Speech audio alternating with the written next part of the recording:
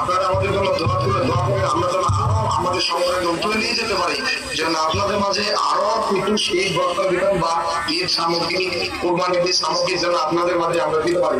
আর আপনারা কেউ মন খারাপ করবেন না, যারা কম্বল পাচ্ছেন না অথবা মঞ্চে আছেন, ইনশাল্লাহ আপনারা ঈদ সামগ্রী তো আপনারাই অবশ্যই পাবেন। এবার যারা কম্বল পেয়েছে, শুধু আপনারা আমাদের জন্য দোয়া রাখেন যেন আমরা সামনে আপনাদের জন্য সহযোগিতা আরো বেশি কিছু করতে পারি আমাদের সংগঠনের পক্ষ থেকে।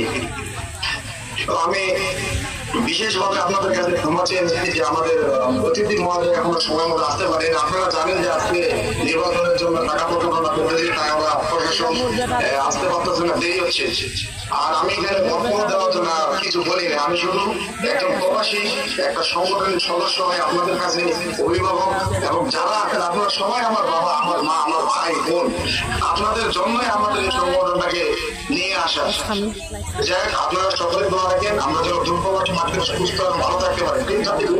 একটা কথা আপনাদেরকে বলতে চাই, যারা আপনারা চিন্তা ভাবনা নিয়েছেন যে আপনাদের সন্তানকে দুর্গবাসী বাড়ি দেওয়া হবে, সেই সাথে আমি একটাই কথা বলি যে আপনারা আপনার সন্তানকে প্রথম একটা কাজ শিখিয়ে এই প্রবাসী মাটিতে পাঠাবেন, তাহলে তারা এই প্রবাসী মাটিতে দক্ষর সাথে আসলে একটা কাজ শিখে আসলে এখানে সম্মান পাবে এবং টাকা ইনকাম করতে পারবে, ভালো থাকতে পারবে।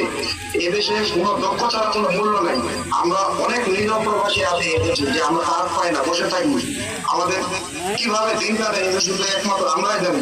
তো আমি বেশি কিছু বলবো না, হয়তো আপনারা বিরক্ত বোধ মনে করবেন। তো আমি এইটুকুই আপনাদের বলি, জয় হোক মানবতার, জয় হোক আমাদের ঠাকুরা জেলা প্রবাসী সংগঠনের। ঠাকুরা জেলা প্রবাসী সংগঠনের সবসময় গরিব দিকে অসহায় মানুষ আপনারা দিবেন যত্ন, এটাই আমাদের দু চোখের স্বপ্ন, এটাই আমাদের আশা। আমরা কি বড় হোক না, আপনারা গরিব, আমরা গরিব বুঝে গরিবের মর্ম, গরিব বুঝবে একটা অসহায় মানুষের, একটা অসহায় মানুষের দুঃখ কষ্ট, বড় বুঝবে না। তাই ইনশাল্লাহ একই কাঁধে হাত মিলে আমরা সহযোগিতা করবো, আপনাদের পাশে আছি এবং থাকবো। যতদিন আমাদের সংগঠন থাকবে ততদিন আমাদের সংগঠন থেকে প্রতিনিয়ত প্রতি ধাপে ধাপে আপনাদের মাঝে আমরা অনুদান দিয়ে যাবো, সহযোগিতা করে যাবো ইনশাআল্লাহ। আপনারা শুধু আমাদের পাশে থাকেন, এই বলে আমার বক্তব্য শেষ করলাম।